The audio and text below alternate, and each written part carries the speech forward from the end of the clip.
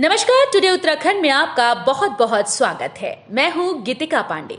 हमारे प्यारे राज्य उत्तराखंड से जुड़ी हुई खबरों को जानने के लिए टुडे उत्तराखंड को सब्सक्राइब करें और उत्तराखंड के किस जिले से ये वीडियो देख रहे हैं कमेंट बॉक्स में हमें जरूर बताएं।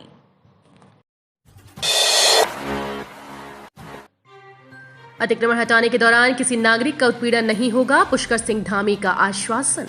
उत्तराखंड के मुख्यमंत्री पुष्कर सिंह धामी ने राज्य के सभी नागरिकों को आश्वस्त किया कि सड़कों के किनारे राजकीय भूमि में अतिक्रमण हटाने के नाम पर सरकारी मशीनरी द्वारा किसी भी नागरिक का उत्पीड़न नहीं किया जाएगा। किसी के भी वैध निर्माण में किसी भी तरह की तोड़फोड़ नहीं की जाएगी।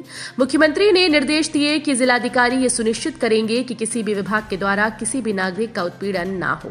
जब तक ये सुनिश्चित नहीं हो जाता कि किया गया निर्माण राजकीय भूमि में है और अवैध निर्माण को हटाया जाना आवश्यक है, तब तक कोई तोड़फोड़ नहीं की जाए। योगनगरी ऋषिकेश से संचालित होगी उज्जैन और इंदौर एक्सप्रेस, शेड्यूल हुआ जारी। ऋषिकेश कर्णप्रयाग रेल परियोजना के पहले स्टेशन योगनगरी ऋषिकेश से अब लंबी दूरी की 2 और रेल सेवाएं संचालित होंगी। अभी तक देहरादून से संचालित होने वाली उज्जैन एक्सप्रेस और इंदौर एक्सप्रेस को जनवरी 2024 से योगनगरी ऋषिकेश टर्मिनल से चलाने का निर्णय लिया गया है।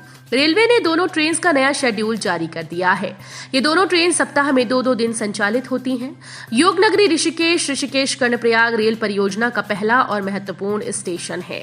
योगनगरी ऋषिकेश टर्मिनल से 11 जुलाई 2021 से लंबी दूरी की रेलगाड़ियों का संचालन शुरू हुआ था, जिसके बाद यहां लगातार ट्रेन की संख्या बढ़ती जा रही है। रोमांच का मजा होगा दुगना। अब राफ्टिंग के साथ यहां बंजी जंपिंग का लुत्फ भी उठा सकेंगे पर्यटक ऋषिकेश क्षेत्र के आसपास गंगा में राफ्टिंग के अलावा बंजी जंपिंग का लुत्फ उठा सकेंगे। पर्यटन विभाग ने इसकी कार्ययोजना तैयार कर ली है।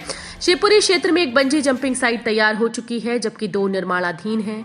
जल्द ही पर्यटक इन साइट्स पर रोमांच कर सकेंगे। ऋषिकेश और इसके आसपास साहसिक पर्यटन के नाम पर सिर्फ राफ्टिंग है। देवप्रयाग से ऋषिकेश तक करीब 70 किलोमीटर के दायरे में आधा दर्जन से अधिक स्थानों पर राफ्टिंग कैंप हैं। देहरादून से हिंडन और लुधियाना का सफर हुआ आसान। अब हवाई सेवा से मात्र इतने रुपए में करें यात्रा। डोईवाला देहरादून से हिंडन लुधियाना के लिए नई हवाई सेवा प्रारंभ हो गई है। विमानन कंपनी फ्लाईबिग का 19 सीटर एयरक्राफ्ट सप्ताह में 5 दिन बुधवार से रविवार ये सेवाएं देगा। साथ ही इस सप्ताह देहरादून से पिथौरागढ़ के लिए फ्लाईबिग अपनी नई हवाई सेवा शुरू करने जा रही है। देहरादून हवाई अड्डे से विमानन कंपनी फ्लाईबिग बुधवार से हिंडन व लुधियाना के लिए हवाई सेवा शुरू हो गई है। सप्ताह में 5 दिन ये सेवा उपलब्ध रहेगी। कॉर्बेट में अवैध पेड़ कटान मामले में सीबीआई जांच के आदेश। पूर्व मंत्री हरक सिंह की बढ़ी मुश्किलें।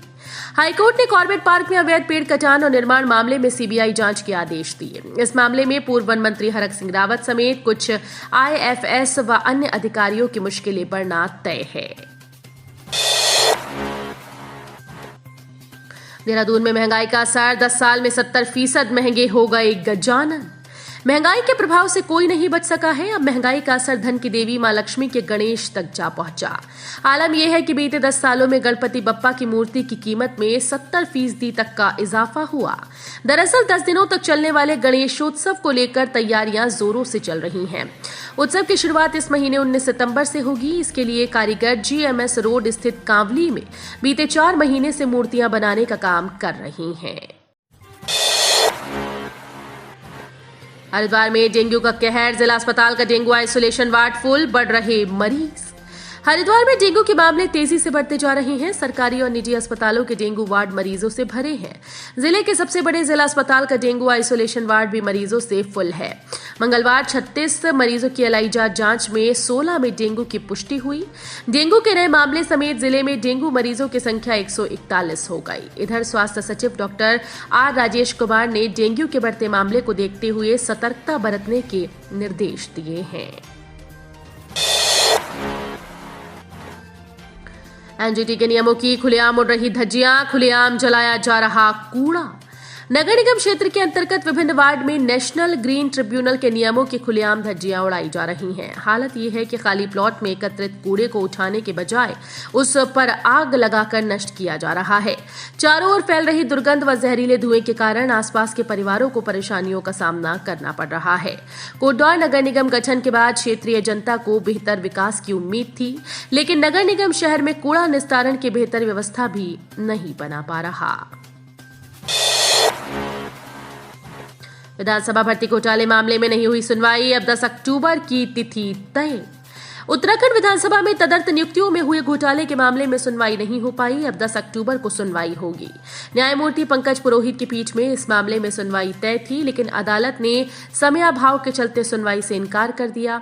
हालांकि अदालत ने अंतिम सुनवाई से पूर्व याचिकाकर्ताओं और सभी पक्षकारों से जवाबी हलफनामे के संबंध में जानकारी ली। उत्तरकाशी के 155 गांव में नहीं है पंचायत भवन, जैसे तैसे चल रहा है काम। उत्तराखंड में विकास की बात तो की जा रही है, लेकिन यहाँ कई ऐसे गांव हैं जहां अभी तक मूलभूत सुविधाएं नहीं पहुंच पाई। उत्तरकाशी की अगर बात करें तो यहाँ 155 गांव ऐसे हैं जिनमें पंचायत भवन नहीं है। जिले के 6 विकासखंड 508 पंचायतों में से 155% ग्राम पंचायतों के पास अब तक अपना ग्राम पंचायत भवन नहीं है। ग्राम पंचायत भवन में होने वाले कार्य जैसे तैसे दूसरे कार्य या तो प्रधान के घर पर चलते हैं या फिर स्कूल परिसर में चल रहे हैं। चारधाम यात्रा के नाम पर इन वेबसाइट्स पर हो रही फर्जी बुकिंग और ठगी, लिस्ट में 43 फर्जी नाम। उत्तराखंड चारधाम यात्रा के लिए हेली सेवा बुकिंग के नाम पर चल रही फर्जी वेबसाइट पर पुलिस की कार्रवाई जारी है। उत्तराखंड पुलिस की स्पेशल टास्क फोर्स ने गृह मंत्रालय के सहयोग से ऐसी 43 फर्जी वेबसाइट बंद करा दी। इनमें 3 आरोपित गिरफ्तार किए गए और 2 आरोपितों को नोटिस भेजे गए हैं। कारोबार में हिस्सेदारी का झांसा देकर 1 करोड़ की धोखाधड़ी, कोर्ट के आदेश पर मुकदमा दर्ज।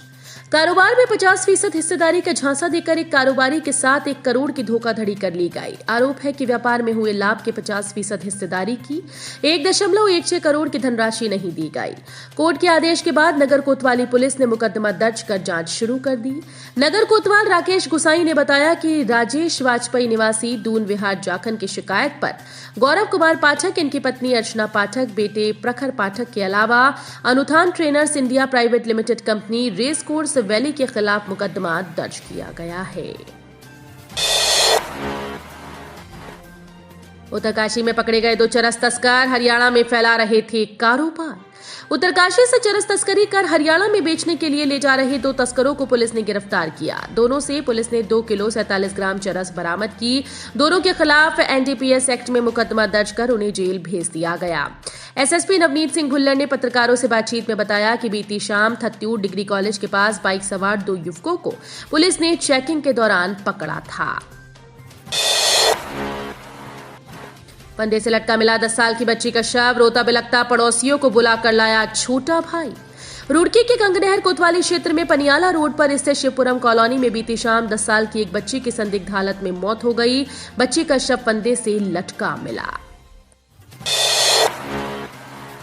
200 मीटर खाई में गिरा पिकअप वाहन, चालक और हेल्पर घायल, 110 पेटी सेब खराब।